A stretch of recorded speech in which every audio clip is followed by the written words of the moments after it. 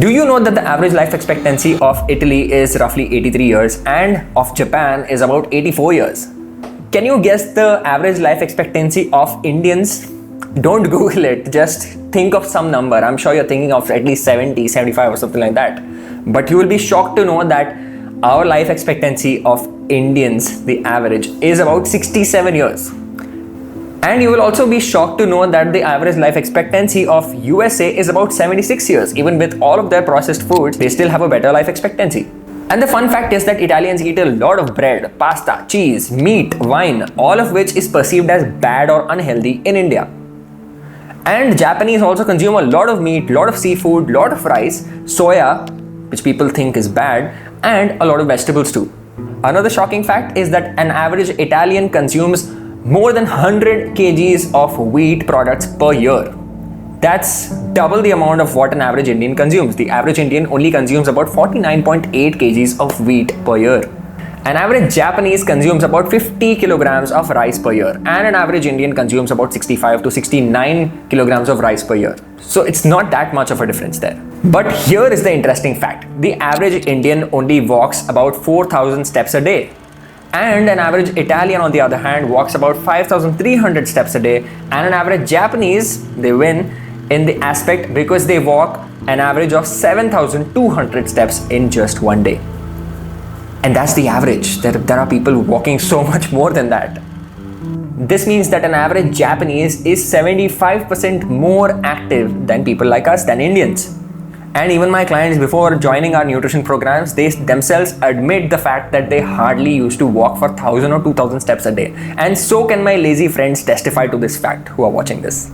Italy has an obesity rate of somewhere around 12%. Japan has an obesity rate of somewhere around 4%. And USA, obviously, because of their ultra-processed foods, they have an obesity rate of 42%, which is a no-brainer. And in India, it's still very high at 40%. And no wonder that the obesity rate in rural India is about 36%. Where you are probably sitting and watching, it's about 44%. The obesity rate is somewhere around 44% in urban India, where people like us are sitting and watching this probably. But even 36% obesity rate in rural India is actually damn high. And we have surely gone down in terms of our physical activities even in the rural India. And that's a sad fact. We Indians should not take any offense in this, that even with our Ayurveda and our millets, we still are not the healthiest population on the planet. We are not even in the top 5 or top 10. And Indians like us are busy and hell-bent on making claims like pasta is unhealthy, bread is unhealthy, rice causes obesity, meat causes cancer, and all this nonsensical fear-mongering stuff. People like us, Indians, just want to impose their beliefs or whatever they've heard onto others as if they are facts, while they are not. And you will be shocked to know that an average Italian consumes about 55 kilograms of meat per year.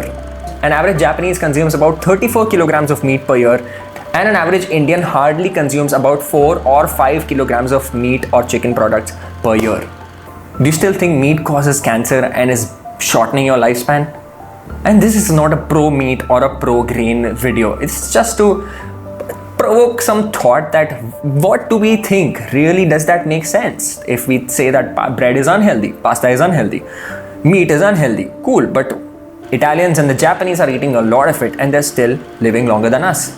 And if you do not trust me, just Google this. You're allowed to open Google now. Just search, is meat good for you as per Ayurveda? And you will see so many contrary opinions given by all of them experts.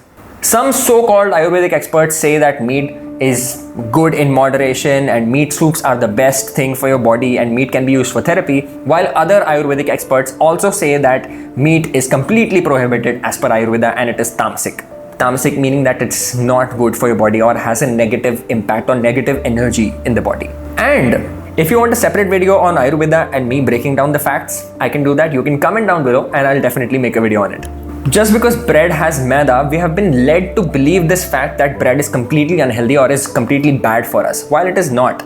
Bread, white bread, brown bread, multigrain does not matter. You can absolutely include bread in your diet. And it is actually very frustrating yet very sad that when I say bread is fine to eat or when I say rice is fine to eat, people just assume that I'm saying that you should eat only rice or only bread in your diet. That is insanity. Do you think that Japanese eat only rice in their diet, or do you think that Italians eat only pasta in their diet? Italians have their pasta with olive oil, which is healthy fats, vegetables for fiber, and they add meat or cheese for protein. And Japanese eat their rice with meat for high quality protein or soya, and add vegetables for the fiber again. And our staple food is dal rice or sabji roti, both of which lack high quality protein, which we should just start accepting rather than taking it as a cultural attack.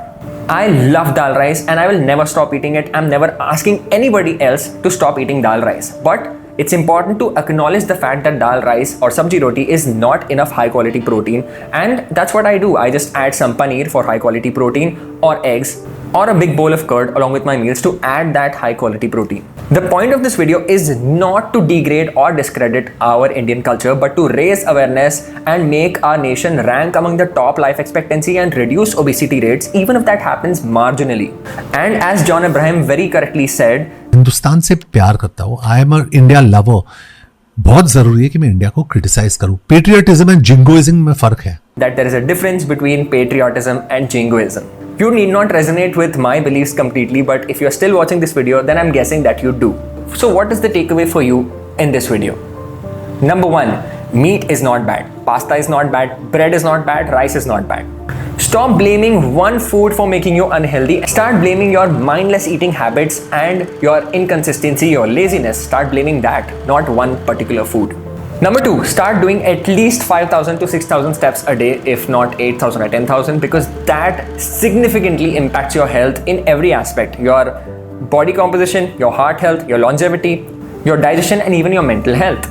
Number three, eat your rajma, dal, chawal, sabji, roti, but do not forget to add some high quality protein like paneer, cheese, curd, soya, chicken, eggs, or even whey protein in your diet. And you can start using the one whey protein. And if you want my recommendation for whey protein, it is always going to be Fuel One Whey Isomax, which is my personal favorite. If you've watched my videos from the past 1 year, I've been using Fuel One Whey Isomax personally. I think it's one of the best proteins. It has 28 grams of protein per scoop. It is superb in taste, and it is also lab tested. You can check out their lab test certification. It's certified. It has no banned substances, and it's very good to use. You can head over to fuelone.in and use my coupon code ZEALF1 for discount if you want to buy it. I hope you liked this video, and if you did, then a thumbs up would really make my day. Also, sharing this video with your friends and family will truly make my content rise up, and I will be very, very grateful to you. Do consider subscribing to my channel if you have not already. And if you wish to join India's most sustainable nutrition program, then you can find the website link below, and you can contact us through our website, or you can even message me on Instagram. The Instagram is going to be here. Thank you so much for watching this video, and see you in the next one.